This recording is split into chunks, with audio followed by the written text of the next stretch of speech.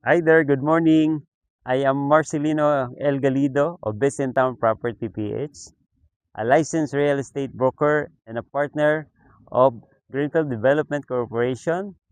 We are here to the segment of Best in Town Property PH na tanong mo, sagot ko. Ang tanong, sabi nila mahirap daw ibenta ang kondo pag luma na. Is that true? Actually, bit lang yan. It all depends on the location and the developer.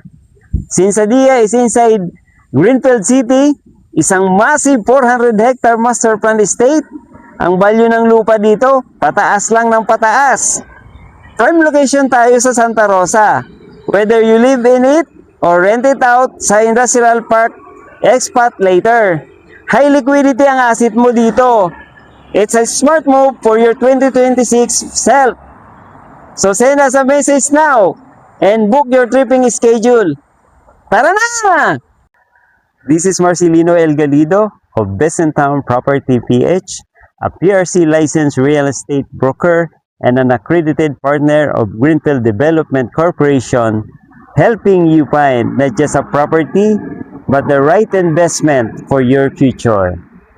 Thank you very much.